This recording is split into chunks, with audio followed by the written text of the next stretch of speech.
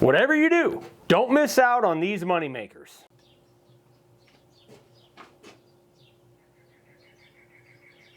So guys, we talk all the time about making stock signs and how you can make small signs and make good money with them. But we kind of miss the mark, so to speak, on talking about bigger signs. So this is a ranch sign, and it's made for our friends in California. You can make good money doing stuff like this. So make sure you stay tuned till the end, because we're going to go over how long this took us, how much material we have in it, and what we would charge for it. So for this one, we're using our Western font, we're using 2 and 3 inch, and we're also using our stencil of the month for June of 2025. Now, if you don't know, we have memberships, premium and executive, and this is something you get every month with the executive membership. There's a ton of benefits. You can check it out. I'll leave a link in the description below, or head on over to the website, makeawoodsign.com, and check out memberships. All right, guys, let's get going. So this board is 12 by 36, so it's 3 square feet. Now real quick, I apologize guys, we had it on autofocus instead of manual focus, so there's times where it gets a little blurry, but you can definitely still see what's going on. So this was kind of difficult to lay out because I'm using 2 and 3 inch, and the 3 inch are going to be like the capitals for all 3 words. Now there's 2 different ways you can do this. You can either line them up at the bottom of the 3 inch or in the middle. And I like the way it looks in the middle, but again, that's all preference. So I drew my lines to get my bottom line where the smaller letters are going to line up, and then I just split the difference with the large letters. So it takes a little bit of practice, but really once you do it once or twice, it's pretty simple. You just want to make sure that everything's evenly spaced. Notice I had to move the ranch up about 1/4 inch. Not a big deal, but still, I feel like you would notice it when it's all said and done.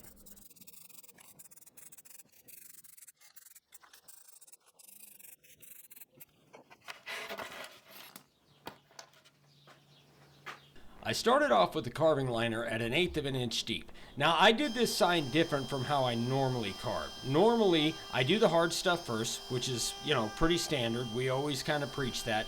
But what I'll do is after I do the profile on the artwork, then I'll use that same profile at the same depth to do everything else I need to do. Like it would be done with like I would do the lettering too.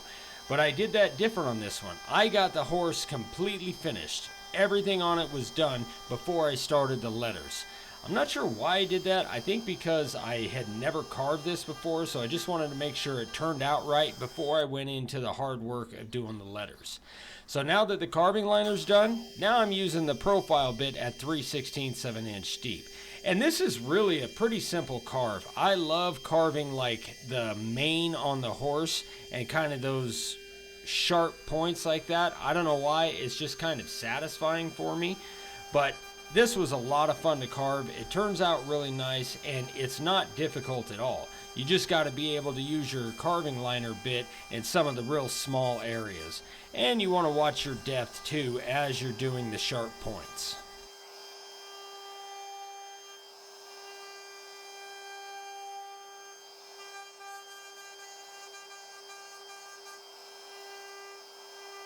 So this is actually 3 smaller boards glued together, and the way it worked out is the top board carved really nice, the bottom board carved really nice, but the middle was grainy. It was hard to keep a line, and man, it was hard to carve. There were areas where I felt like I was pulling that router through.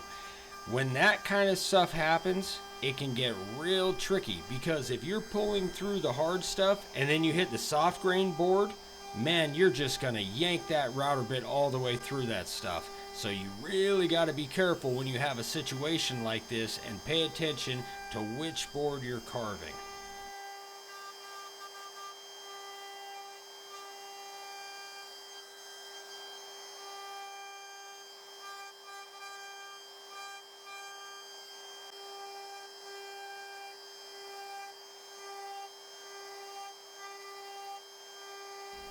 When it comes to the curves of the mane that go into a sharp point, Dad likes to kind of work his way from the fat part to and lift out of the sharp point. Me personally, I like to drop into the sharp point and then slowly drop it down as I'm coming out of it.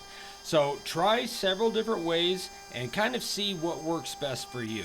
Dad and I, like a lot of things, on this particular subject, we're complete opposites.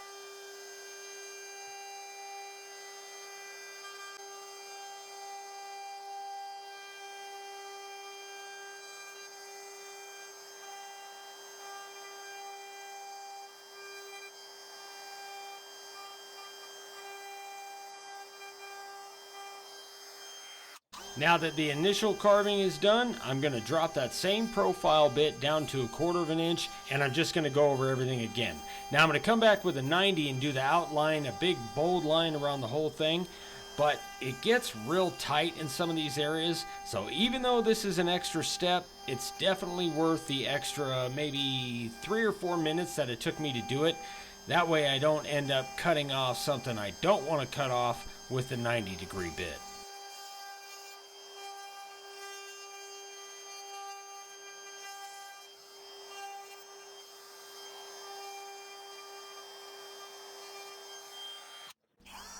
Now I'm going to do my bold line around the horse head with our 90-degree bit at 1/4 of an inch deep, and I'm going to go in and just take out the little extra wood in the face area to create that shadow effect.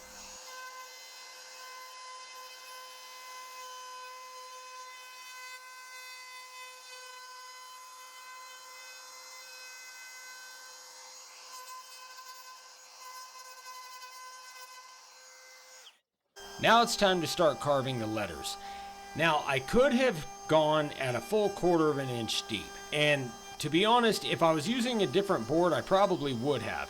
Because this is going to be outset, I left a decent amount of room in between each letter. So I had plenty of room to drop it to 1/4 of an inch deep, and it would have saved me some time. But one of the biggest things you can do when you have a board like this, where I have that real hard grain in the middle, is start shallow. It kind of sucks because it takes a little bit more time, but you know what?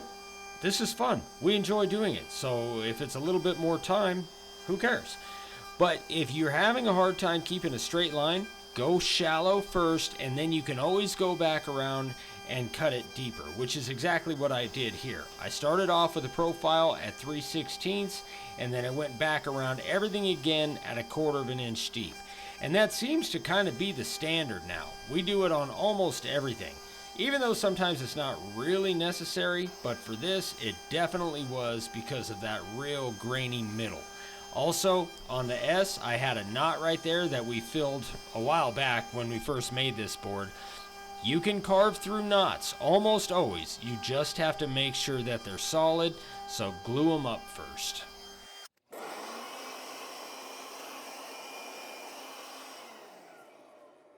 Now that I got my initial carving done, I'm going to take that same profile bit, drop it down to 1/4 of an inch deep, and go over everything again.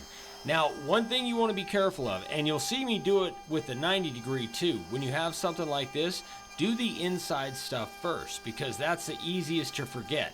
So like the middle of the R, the P, even the E's, anywhere where you have a middle, those are real easy to forget. So it's a good idea to do those first when you're doing this, and also when you're going and doing your background with the 90-degree bit.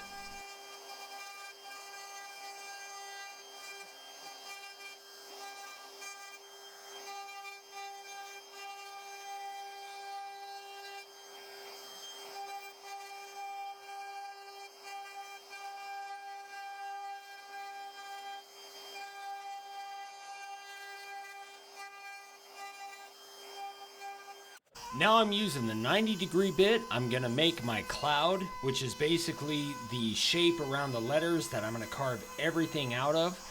And it can be kind of weird how to make the cloud, right? So like something like this, you want it to flow, you want it to look nice, and you want it to look pretty even. So if you have a kind of a difficult time with that, then just draw a line first, because it is kind of difficult to look and figure out how you want it to look while you're carving. So draw your line first, and then just follow that and carve out everything inside that line.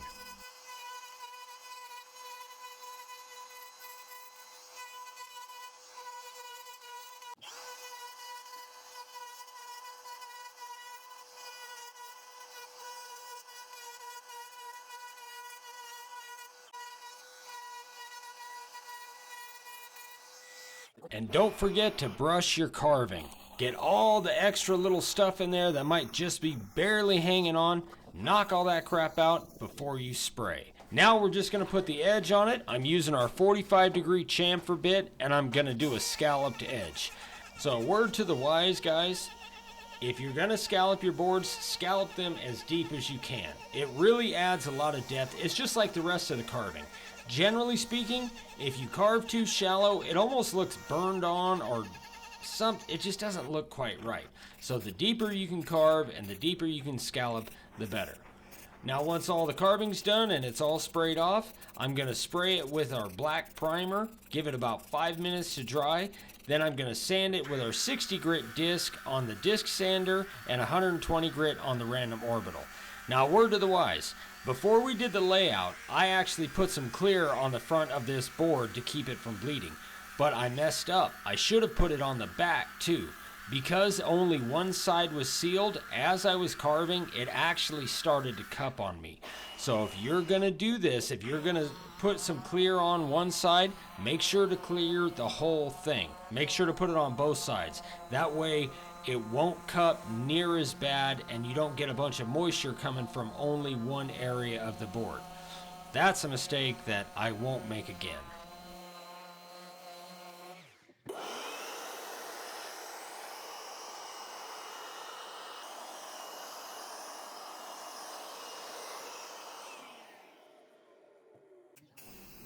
And then we throw some Rust-Oleum clear on it, and this thing is good to go. I love the grain of this freaking board. It was tough to carve, but man, it really looks nice. And another thing, guys, we only showed one coat of clear, but we always put at least 8 coats on there, sanding every second or third coat to give it that build up and get that really glossy finish.